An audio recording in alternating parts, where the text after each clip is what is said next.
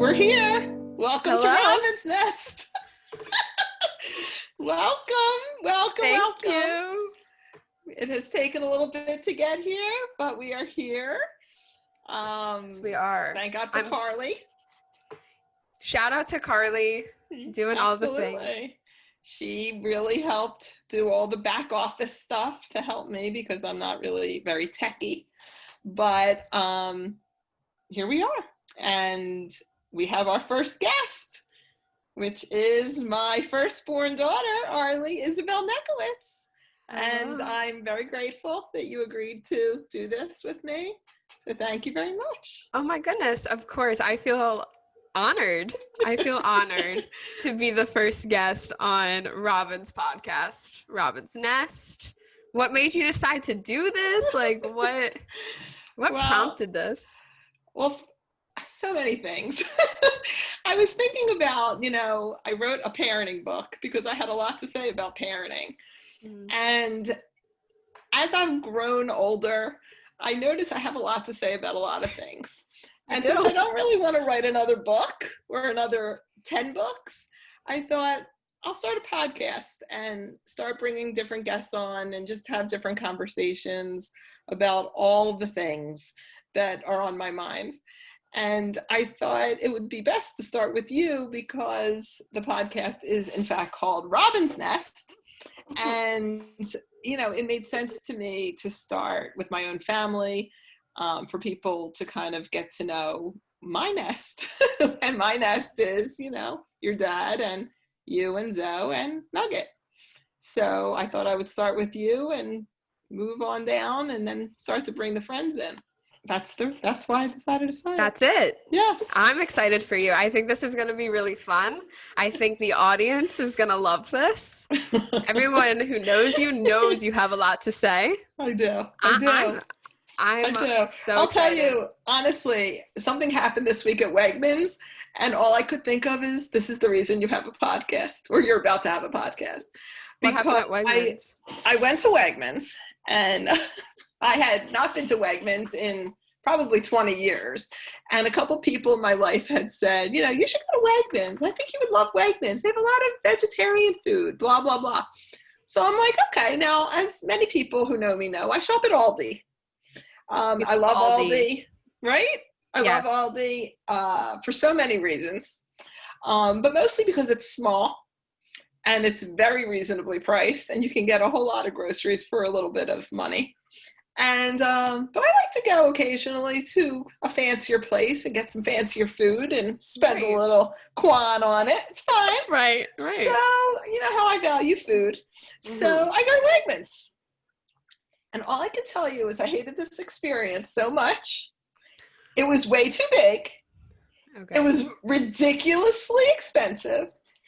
And I was having such a reaction to this place that I was stopping random people in the aisles. No. Why? To tell them how unhappy I was to be there. I am not even kidding. So I am like randomly telling people, seriously, $6 for bagels? I could get these bagels at Aldi for $1.49.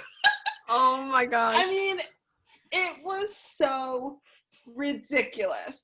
I was having such an absolutely ridiculous overreaction to the supermarket experience. I must have stopped at least 3 people to tell them about it. And then the poor cashier asked me how it was going and how I liked it. And of course you tell them. I tell them because I take people literally. If they ask me how it's going, I'm going to tell them. Yeah. So I tell this poor cashier, this 20-year-old cashier, how it was the worst experience ever. I will never step foot in the supermarket again. And she's like, yeah, I understand. I then get in the car and I feel compelled to text the people that had recommended Wegmans to me to tell them how unhappy I am. And I'm driving home from this Wegmans experience thinking, this is really, really an overreaction. I mean, most people are not feeling this strongly about a supermarket. And then I realized I feel this strongly about absolutely everything. Right? Yes. So I thought I should really, this is good that I have this podcast because, a lot of people are overthinkers. Me. I am right, exactly. You're an overthinker. I am an overfeeler. I am like I'm like a walking feeling all the time, and feeling and reacting to everything that's happening in my world, and it's very overwhelming, and I need an outlet, and it's called Robin's Nest. And here it is. We have arrived. We have found the outlet. Listen at your own risk. Please listen at your own risk. Oh, yes. It's going to be a trip. Yeah. So anyway, I thought that we would start talking about our family a little bit. Yes. Because I think our family's a little bit different than a lot of families.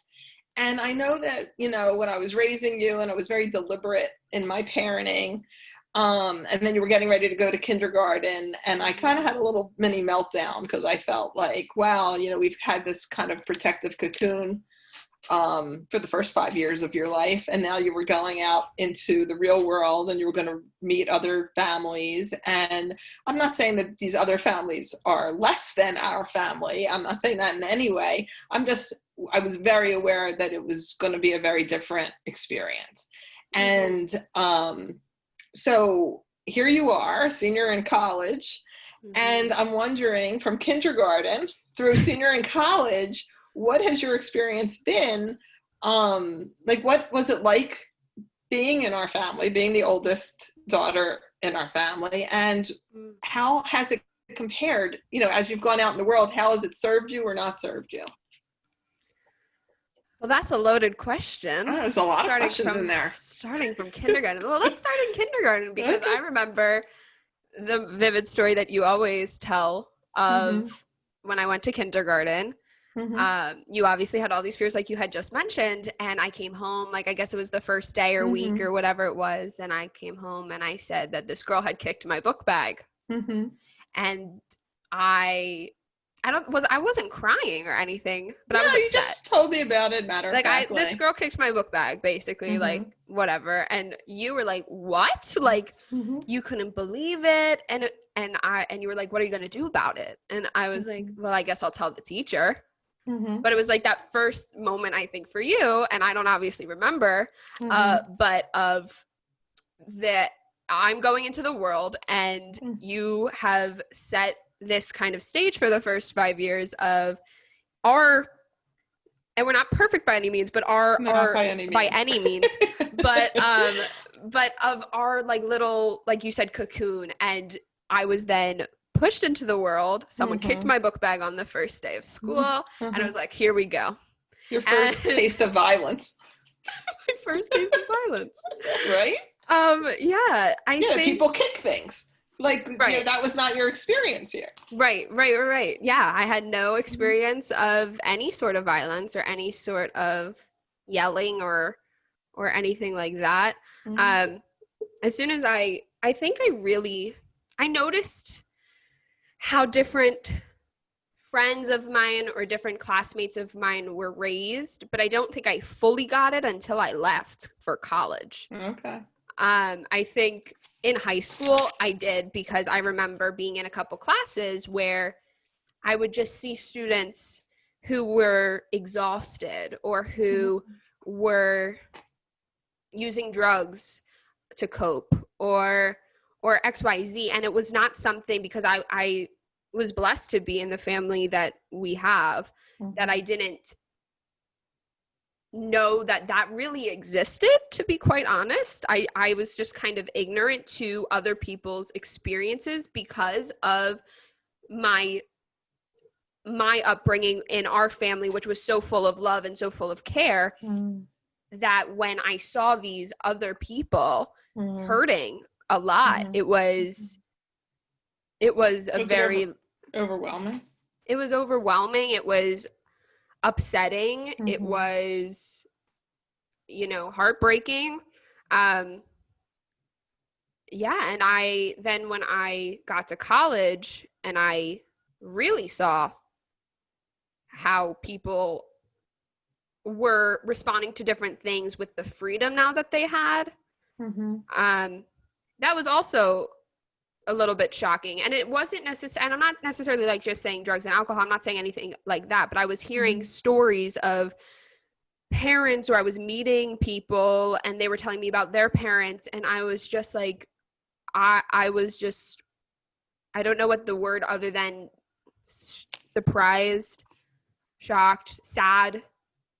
There's a lot of hurt out there that I don't think through our family and in our circle of people that I really understood until I was thrust into college.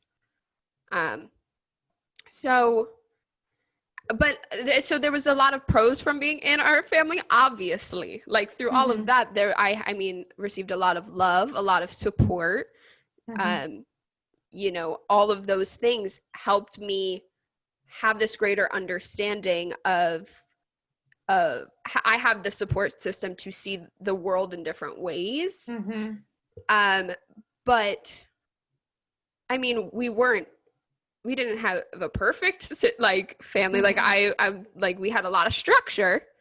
Sometimes like that structure was absolutely necessary and great, and most of the times it was, but some of the structure, especially when I was living at home, was frustrating. Maybe that's just because I was a teenager and wanted freedom, and in our family it was very much, where are you going? What are you doing? Tell me everything. I want to know everything. You have to be home at such and such a time, no later. Very, very, very structured, which in a lot of limits. And I think in the moment in high school and during that time, it got like, we talk about it like summer shift. What summer shift for us was the summer I was going into college from senior year, because I wanted more freedom and I wanted to do my own thing. But because I live in your family and in your house with dad, it was your rules. And having that, being in college and now 4 years later, I have a lot of appreciation for that. But at the time, it was like, but my friends are staying out later, but my friends are going XYZ. They can drive to here. Why won't you let me? Right. So, but again, I think because I have so much hindsight vision now that I've been out of the house for a long time, I have much more appreciation than I did being in the house, if that makes sense. Yeah, makes sense. Yeah, and for me, I mean, I think that all of that was by design.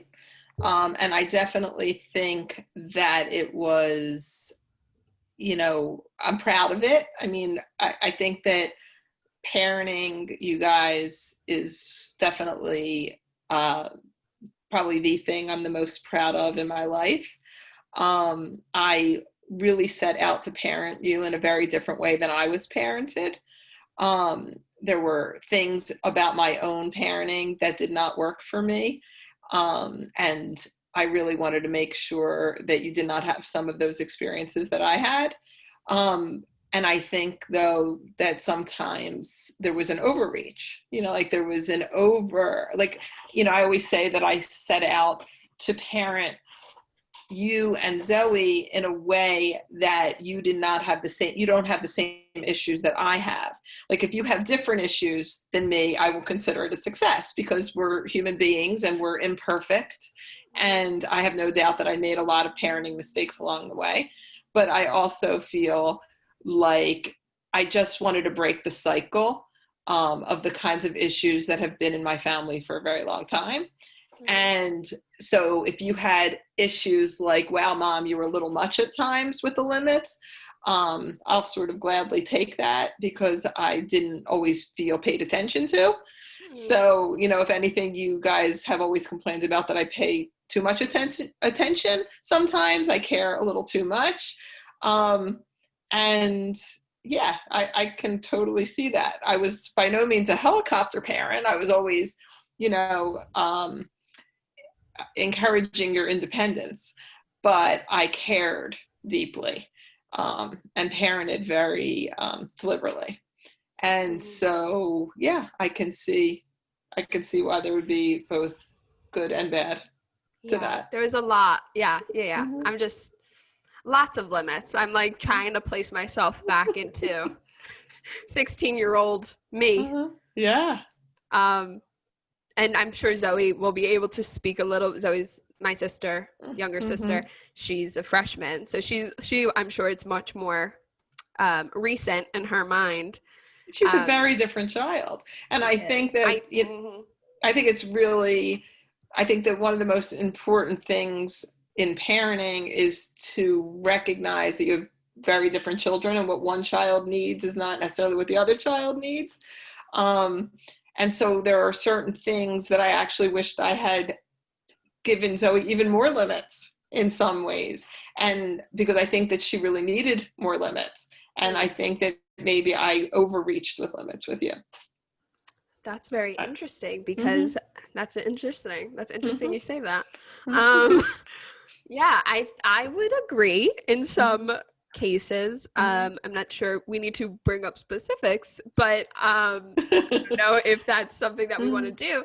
I don't know that the listeners care. Okay, I don't think the listeners care, so never mind. But yeah, I think that also being the oldest, I took on this role of responsibility at times, not necessarily anything you did, but I think that and my temperament and just who I am as a person is very much more structured in and of myself. Like, I'm just someone who likes what she does, and I don't necessarily need to, like, I admire Zoe so much because she's more of this, I want to try, I want to go and talk to everyone, and she's super creative and has all of this energy, right? I am not necessarily like that in the way that she is. I'm much more, and I have my own creativity and all of that stuff, but I'm much more someone who is already organically structured. So sometimes when there was your structure on top of that, I kind of felt, I guess, stuck sometimes, because there was just nowhere for me to move, because I had my own things, and then I had the limits of the house. So I think that's interesting that you say that, because I don't know if I've necessarily heard you say that before. Oh, well, you're learning all kinds of things. We love that on Robin's Nest. I also learned a lot about biology in parenting. Yeah. Like, I really, really believed before I had children that, you know, it was much more nurture versus nature. Like that, you know, that children are kind of blank slates, and the kind of parenting that you do really shapes who they become. And I learned very quickly that you are born who you are, period, you know, and that parenting helps to nurture. It's part of the solution or part of the problem in terms of how the child grows, but you are who you are. You're not going to change somebody. And you were born this way. If I could quote Lady Gaga. And Zoe was born the way she was born, and I was born the way I was born, and my brother was born the way he was born. Everyone is just kind of comes in with a certain set of personality traits that don't change all that much. And that was a big learning curve for me as a parent. I had been teaching parenting skills and doing all of that before I had kids. So it took, it was a learning curve to learn that, you know, the best parenting in the world doesn't change a child's personality. And I think that if there's anything that I would say to the younger set out there, the younger parents out there, is to really get to know. I think the greatest gift that you can give your kids is to really get to know who they are and what they need, and tailor your parenting to that particular child, instead of either parenting the way you were parented, or parenting in reaction to the way you were parented, or parenting in a cookie cutter kind of way. But to really get to know each child and figure out, this child needs a lot more limits, or this child needs a lot more freedom, because they already have an internal set of limits all the time. Right. But, you know, that only comes with experience. You know, there's really, it's on the job training, as they say. So switching gears. Yes. You're at Temple. You're a senior. Wait, let's say Temple University in Philadelphia. Some of your listeners might not know. Okay, Temple University in Philadelphia. For those of you who are the listeners who are listening from Australia. So you're a senior. What are you majoring in? Tell the listeners. Thank you so much. So I am a psychology major. Surprise, surprise. Also want to be a therapist. Surprise, surprise. I think you're going to be a great therapist. I think that therapists are better chosen than trained, as Irvin Yalom, who's a famous psychiatrist, would say. And you are very much a born healer. Oh. So I think that you will be an outstanding therapist someday, and I'm getting ready to retire. Not literally. I have clients listening. Not literally. But certainly in the next 20 years, I'll be retiring, and I can just pass the baton. That's awesome. That means a lot coming from you, because you are an amazing therapist. Oh, thanks. Thanks, I appreciate it. So what has it been like at Temple in the age of COVID? What has it been like? It's been like everything. Every day is a different event. So we all came back at the beginning of this year. So I'm an RA. I'm a resident assistant. So I had to come back in the beginning of August for training. Training was all online, and then residents moved in. They were here for about 2 weeks. And then they were told our cases started rising.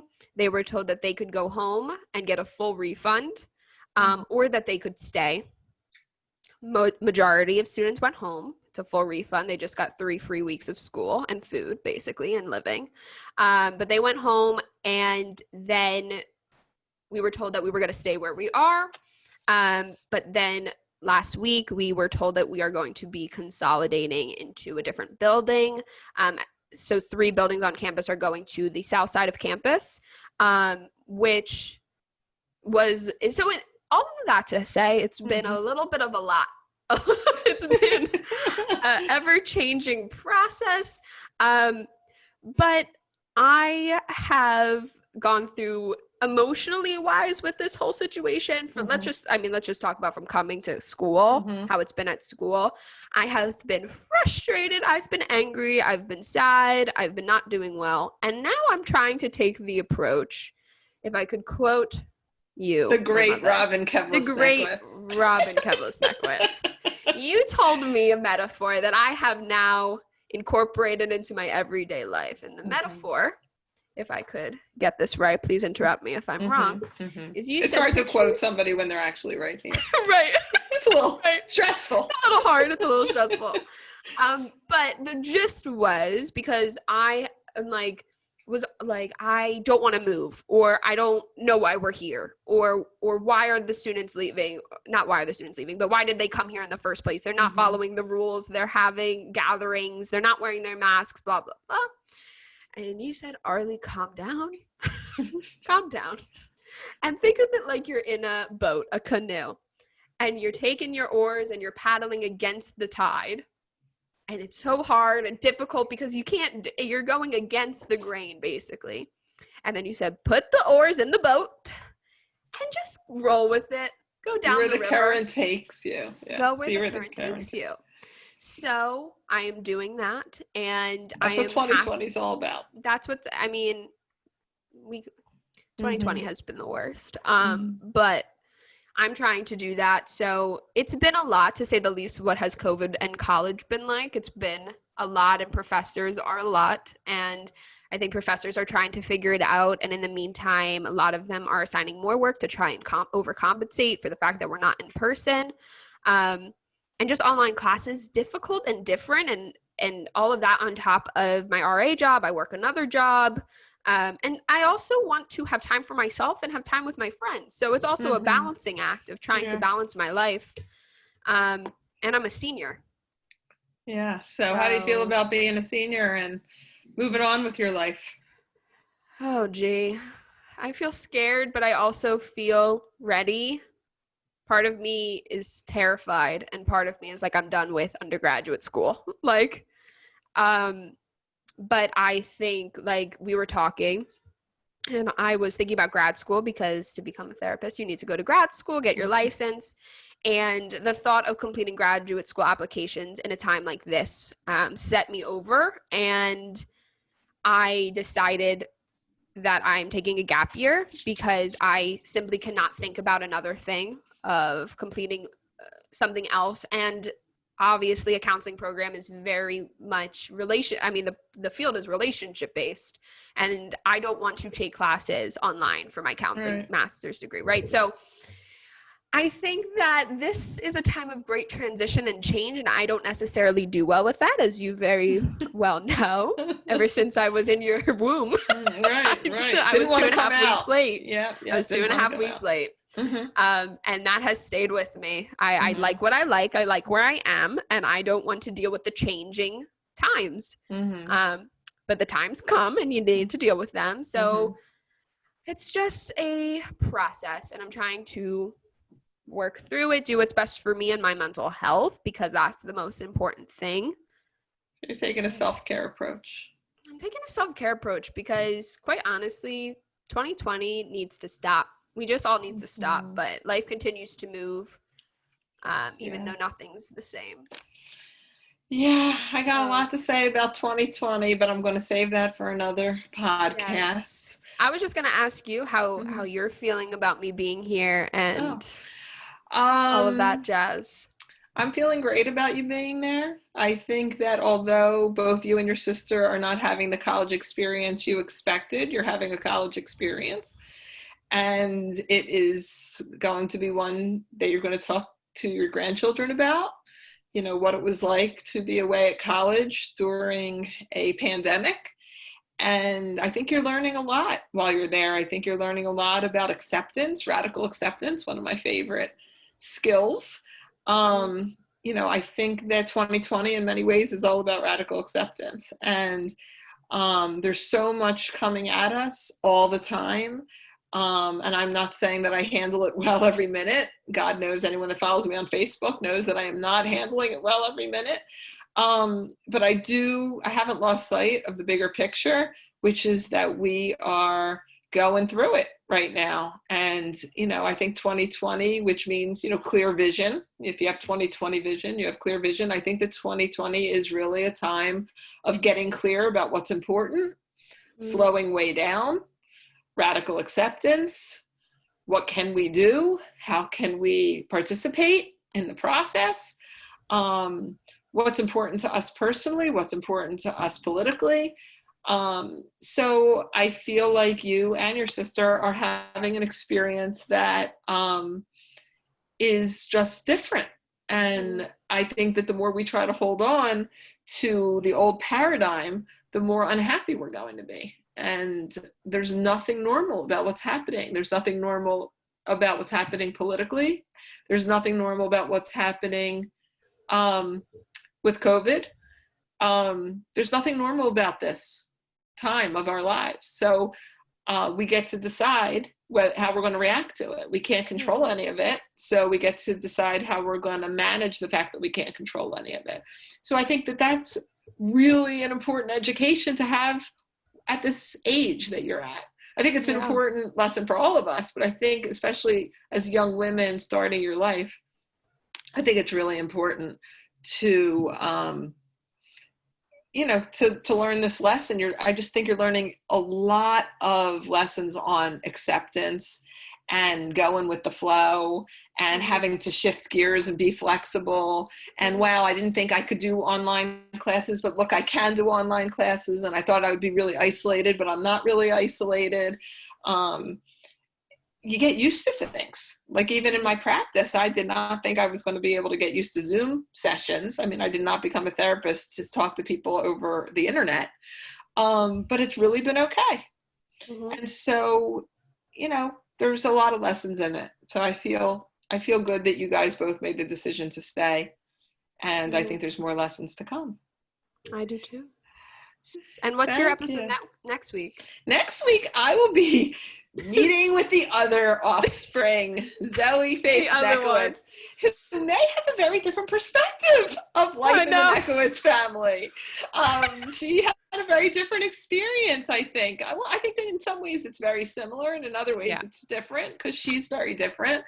And, you know, I'm really looking forward to having lots of different guests on and talking about all different kinds of issues. You know, there's so many things I want to talk about, like not just parenting, but friendship. You know, I have a lot of very interesting, different friends. I have my friend Lori, who has agreed to come on, who's very similar to me. And I have my friend Jill, who everyone knows as my bestie, who's very complimentary to me. She's very different, but in a very yin and yang kind of way. We are literally wearing the same nail polish today. And we picked it independently of one another. And then I have Aunt Maureen, who sort of begrudgingly agreed to come on. I'm not sure she's going to follow through, but you know, that's probably been the most strange relationship. We're the most unusual of friends. We're very, very different. And yet the relationship has lasted 24 years, 25 years, something like that, with its ups and downs for sure. And I also want to have my friend Penny on, who was a long hauler of COVID survivor, and Bonnie Koss, who's done a lot of social justice type of work. And it's just a lot to talk about. So I think that we should wrap up. All right. You just spoke facts right there. Yeah, thank you. I hope you'll be a guest again. I would love to if you have me. Absolutely. Thank you so much again for having me on. I feel honored. Absolutely. So and I also forgot to mention earlier that one of the things that really motivated me, or inspired me, I should say, to do this podcast is that you are doing a podcast with your friend Carly called Growing Pains. It is so good. It's so good that I was a little intimidated that my podcast won't be nearly as interesting.